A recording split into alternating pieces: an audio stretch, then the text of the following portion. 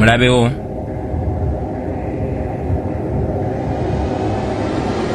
Yaliko mukwano gwo. Well, webali nnyo okubeeranga okuuma omutindo ogw'okubeera ku channel eya Eyewitness Uganda. Naye ng'olwaleero tukuleetedde ensonga 2. Lindako, kati tunaagenda maaso. Oli kyali wa Bobi Wine, oli faani we, oli big up ku Robert Kyagulanyi political man. Well, tekimataringa yeye byonna kyekimu. So tukuleetedde ebintu 2 by'obadde tomanyi ku Bobi Wine. Yes, that's true. We brought you the 20 facts you probably didn't know about Bobi Wine. Ekisooka, Bobi Wine obadde okimanyi nti muzanyi wa sinema? Yeye oyinza okuba obadde okimanyi nti Bobi Wine azanya sinema. Naye famously fena tumanyi Bobi Wine ng'omusajja wa family. Bobi Wine alina omukyalo omu eggwanga gwe limanyi, ne bwe bavaayo ne bamugamba nti alina omwana atali wa Babi Kyagulanyi, yavaayo n'alaga amazima nti ddala doogo teyali wuwe.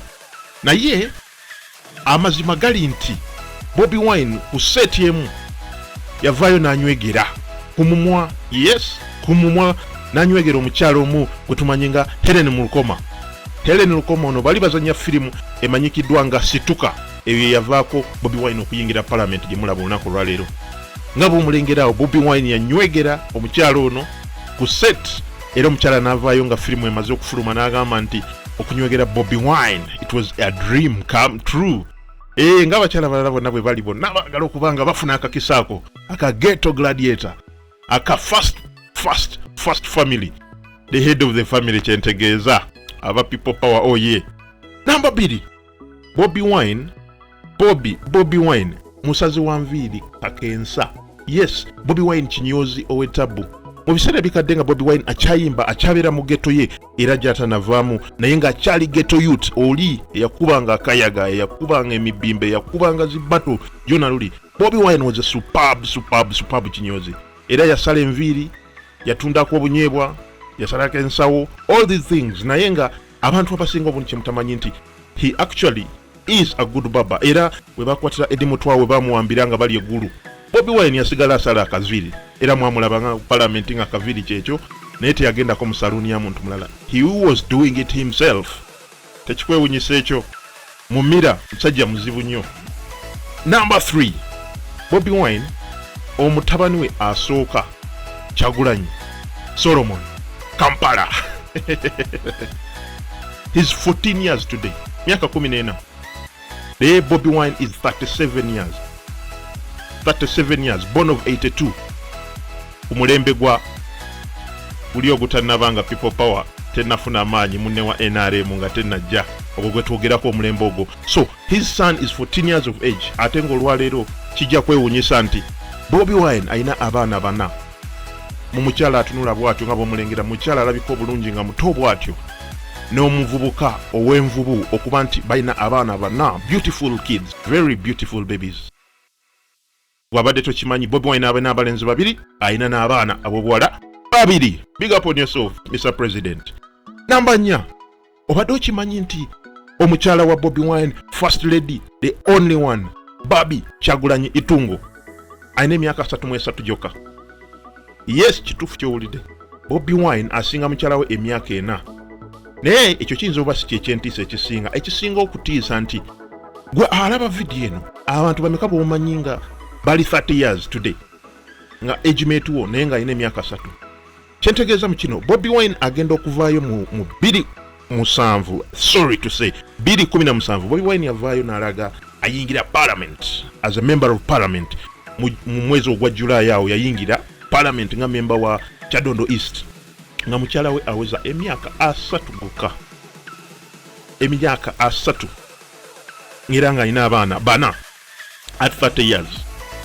Kyovola banyirira nnyo mwebuuza Babi akikola atya. Omubiri muto agulabirira, afaayo era asindika buli kyoma kirina okubanga kikolebwa, okubanga atuukagana n'ogwo omutindo ogusigaza nga kasukaali keeko. Yes, at 33 years he has 4 kids. Bangi abasobola okubanga bakikola, naye olunaku olwaleero abantu bazaala after 30, abantu bazaala at 28, 29.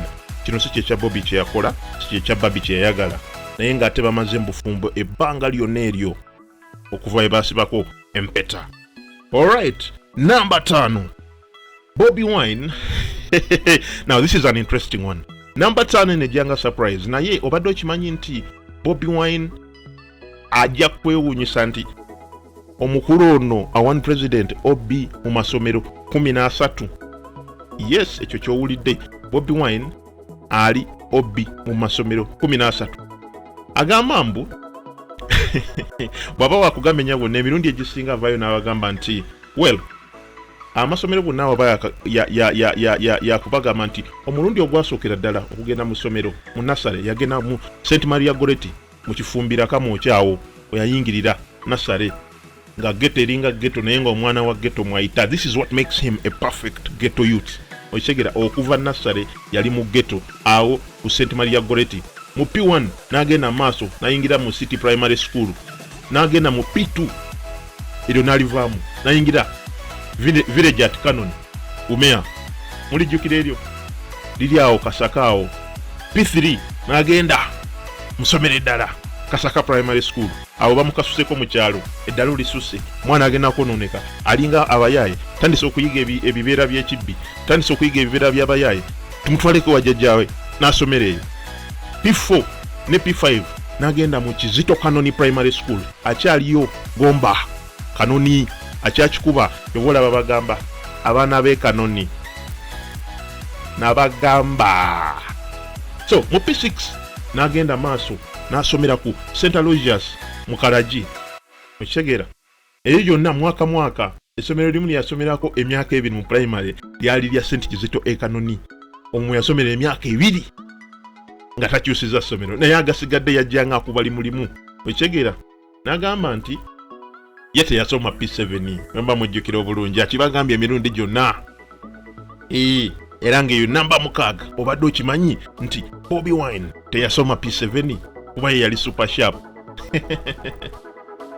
era agamba mbu emirundi gyonna ye yakoma okusoma mu P6 ng'omubanda Bobi Wine yasoma mpaka P6 awo n'abuukira ebigezo bya P7 omwaka ogwo teyayingira P7 mbw ateguli omwaka ng'abalala bwe mukola.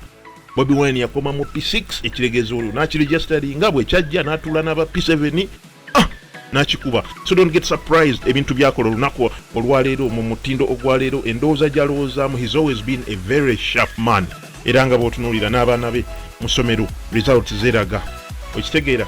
So kyekyo ate nga oba obadde tokimanyi yali mu P6 n'atuula ebigezo bya P7. Yes, n'atuula ebigezo bya P7 naye ate kyewuunyisa he was the best ku district ne aggregates 9 okitegeera. Ate eri mu kyalo eggomba gye yali ekyo kyali kya ttabbu nnyo okubanga yegwa akulembedde ekigezo mwana ate nga okikubye big time okikubidde ddala n'oba nga ate yegwa akulembedde ku district ate nga obadde nawa P6. It is a massive achievement for Bobi Wine. So agamba nti bweyagenda mu P7 ebiseera byonna zaabagamba we namala awo ekyomukaaga nze nenyingira ekene. These were his words anyway. Agamba nti mu senior 1 yagenda awo Maria Goretti SS awo Katende n'asoma senior 1 n'asoma up to senior 3 second term awo n'avaayo bamukomezaawo site yavubuseemuko katono n'ayingira Lubaga n'akikuba n'amala okusoma Lubaga ku senior 4 ate n'avaawo mujjukira kali akantu ke katerwa ngo kikuba avaa wano n'adda wali avaa wano n'adda wali ava mu senior 4 n'ayingira Kitante yagituulira Kitante Hill abasinga mugimanyi. So agamba awo yatandikira omuziki era awo yava ewali badoni bano babebekulu batabani ba bidandi yabasanga awo ne batandika ne Master Parrot erujjukira n'omuvubuka oli Chuluman Kibalama awo basinkanira okutandika omuziki ng'abavubuka olwo oli mu senior 4 okukimanyi average li omwana aba myaka nga 16. Yes, Bobi Wine yali ayingiriddewo music career ye like kicking off. So in senior 5 we mujjukira bulungi Bobi Wine yavaayo n'agenda mu Alliance SS ekamwocha awo mu ghetto. This is to show you Bobi Wine okujjukiza nti abadde Obi mu masomero 13. Surprisingly omwana asomera emyaka 16 ye mu myaka 16 13 yali akyusa masomero. Tegeeza omuto gwali munene eddalo lyaliwo naye ate he was a very sharp man. So mu senior 5 yagamba nti yagenda ku lubiri SS ng'avuddeyo kitante rather ku Alliance SS Kamwocha agenze mu third term n'ayingira Kololo kitegeera avudde lubiri tomyeyo term emu Kololo SS n'ayingira eyo gye yakolera senior 6 agamba nti mu senior 6 awo yafiirwa maama we may her soul rest in peace. So awo yavaawo mu 96 n'ayingira Makerere University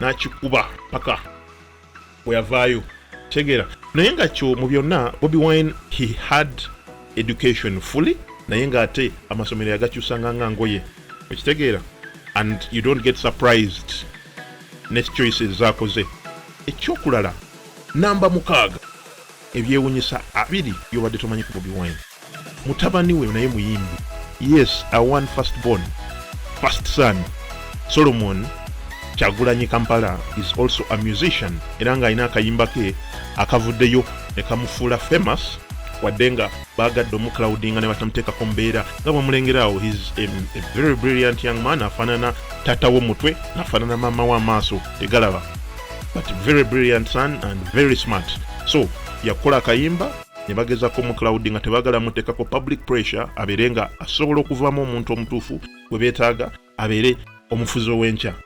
Namba 7 obadde okimanyi nti Bobi Wine yakola Eddie Kenzo gwe tulaba olwaleero yes nga bw'omulaba awo super power man avuddeyo semyekozo akikubye mu East West Africa yonna emutenda but he was discovered by a one Bobi Wine mu Firebase bw'oba ojjukira akayimba ako nga bw'okalaba ka Yanimba way back in 2006 omuvubuka ono lwe baamusanga ne bamuwa chance evaayo okukola music alina talent era awo yali yakava e Masaka mu park okutunda amazzi azabeera awo na Kivubo Central Mental wansi nsi abavubuka ne bamulaba alina talent eba mutwalewo omunene. He discovered him and today you look at Eddie Kenzo and you're like wow he's one of the finest talent ever to be graced in the music industry of Uganda. Well Bobby made him. Namba 8 wadde nga Bobi Wine alina sente nyingi zonna mulabye alina eka ne eka z'amataka alina ebizimbe alina beach alina amamotoka g'ebbeeyi well Bobi Wine asomedde city Bobi Wine tafulumyeko bweru kusoma Bobi Wine amaze byonna ebyokusoma bye ng'ali mu ggwanga Uganda tanafulumako ate nga alina omukisa ogwo ne sente ezisobola okikola ngaba abakulu bakabaka ba Lubaga South ababaka ba Sema Timba abagenze ne batwetera certificate eza America ne bagamba nti zo zikola eri wano tezikola naye basoma no Bobi Wine asomedde wano and most recently mu mwaka 2018 he graduated as a law student e Makerere University n'agenda ne ku LDC n'ayita as a student ekyo kikulaga nti ensi ye everywhere is good but home is the best oyo ye Bobi Wine. Atenga ku namba 9 njagala okubuulira nti Bobi Wine obadde okimanyi nti amaze emyaka 10 nga yava ku njaga right that's right emyaka 10 Bobi Wine abadde yava ku njaga omulabo we Bobi Wine gojjukira yali avuddeyo n'abalagane ku stage nga bwagizinga bwagimyusa bwagikoleeza ne bwagipiipa ku stage abantu ne bagwa eddalu nga bakakasiza omusajja akikuba wa Ghetto Youth ne bavaayo ne bawagira Ghetto Gladiator. No, it's 10 years since Bobi Wine yavaayo n'agamba I'm clean era olunaku lwetwogerako olwaleero his leading activist mu baagala okukyusa embeera y'aba Ghetto Youth okubajja ku biragalalagala nga sibasibiddwa nga tebabatadde mu makomera. On number 10 obadde okimanyi nti Bobi Wine is one of the most influential people in the world. Yes, the next 100 influential people in the world Bobi Wine mwali kyokka nga munna Uganda etalina yadde seaport landlocked country kyokka Bobi Wine omuyimbi obuyimbi amaze ebbanga lyonna ng'ayimba ku social injustice mu nsi yonna and he's very well known era nga agwa mu bala omuli ba Chaka ekifo kyali once po Chaka nga kyayimba liberation songs mu biseera biri ebitaasa Africa eve mu mafuga ag'abasajja abeeru abo. So today Bobi Wine yatudde mu ntebe eyo era yakutte bendera eya Africa. Isn't that so amazing for a young man of 37, emyaka 37 gyokka? Mu namba 11 obadde okimanyi? Yes, nziramu obadde okimanyi nti mu Africa and in particular Uganda ye musajja yekka eyakaleeta omukulembeze wa Uganda n'amujja mu State House n'amulaga nti waliyo ekitangaala mu ghetto. Obadde okimanyi nti Bobi Wine ye yekka omuntu eyavuddeyo mu ggwanga Uganda ne history wayo yonna. Yes, entire history of Uganda tewali muntu yali avuddeyo n'aleeta ekifaananyi ekiraga president nti ghetto eri to be recognized. Tugitunuulira ebiseera byonna nga tutunuulidde crime, tutunuulidde homicide, tutunuulidde ebintu ebyo ebyesittaza byokka bubbi, bafere, bayaaye. Today ghetto Museveni agitunuulira nga potential ya future yenkya. Avudde nakasero nakirire kamokya. That is Bobi Wine for you. Mu namba 12. This is going to come as a surprise. Naye emmotoka ezo nga zimuziraba kayaaki amaato ag'oku mazzi. Bobi Wine amanyikiddwa okuba ne sport cars, amanyikiddwa okuba n'amaato, amanyikiddwa okuba n'embwa, amanyikiddwa ebyakabi byonna. Naye wadde okimanyi nti Bobi Wine biker. Yes, Bobi Wine atula ku piki n'agivuga ng'abavubuka boolaba abo abajjula ku nguudo ne bagenda nga bawalabula. He's a certified biker era nga mu garaji ye alinayo biker enene era nga asobola bulungi ogikwataganya n'agivuga n'ava wano n'adda wali. But you probably didn't know that, isn't it? Mu namba 13 Bobi Wine ono teweewuunya nti ali ku Facebook, mututumufu nnyo ku Instagram, mututumufu nnyo ku Twitter. Well, it doesn't come as a surprise, but you probably didn't know why. Bobi Wine has been on Facebook just 3 years after it was introduced. Ever since. Eranga, mu 2009 Bobi Wine yajoininga Facebook. Facebook yali introduced bw'ojjukira obulungi mu mwaka gwa 2006. But he joined just 3 years later, emyezi 36 after introduction, n'agiyingirawo nga ne internet yali ekyali ya bbeeyi nnyo e Uganda. Naye he's there, don't get shocked. Lwakyali mu millions abantu abamufollowinga, lwakyali mu millions and millions of influencers abamufollowinga. Doesn't come as a shock. Hard work pays. Mu namba 14 Bobi Wine ono obadde okimanyi nti dream father wa buli muntu. Bobi Wine is a very loving father. Abeera mu chaos, abeera mu buvuyo, abeera mu kukubagana mu togikwatako wano ne wali, abeera mu zi conference, abeera in and out of the country every now and then. Naye agamba nti the only place at peace is his family. Tewali kintu kirala kimuwa ssanyu. Ate si ye muntu ogamba nti kangende nekubiseko ebifaananyi nga ngenzeeko emengo nekubiseko ebifaananyi nga ngenze State House. He is not that guy. Bobi Wine ebiseera bye ebisinga ebifaananyi bye by'okusinga okulaba ajja kuba either ali busaabala oba nga ali magere. That's it. Bobi Wine ojja mulaba nga ali busaabala oba ng'ali magere, oba most recently ng'ali ne ba activist banne abawuliriza ekyo kyayagala bakyuse mu ggwanga lyattu Uganda. Now, mu namba 15 obadde okimanyi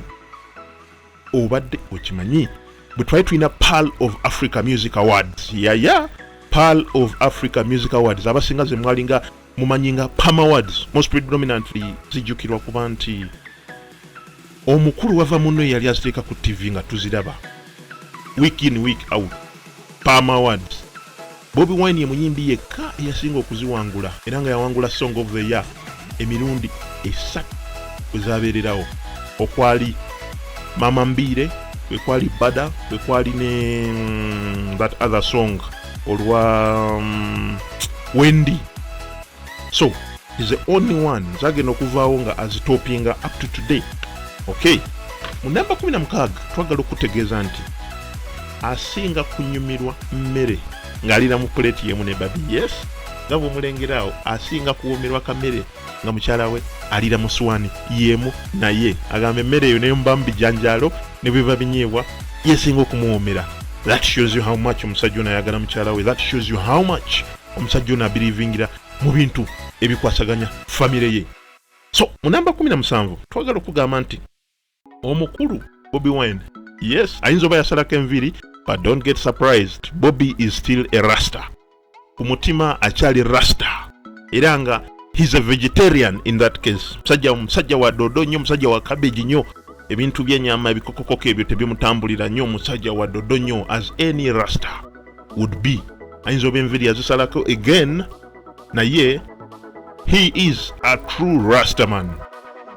Ku namba 18, I hope people are ready to know this. Ku namba 18, Bobi Wine obadde okimanyi nti teyayingirako yadde Congo?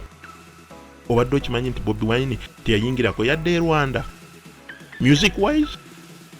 Olw'ensonga nti yali ayimba Luganda ho like Bebe Cool, Bobby Chameleon, the likes of bano abayimbi abatabaze abakatinze across borders mu East Africa.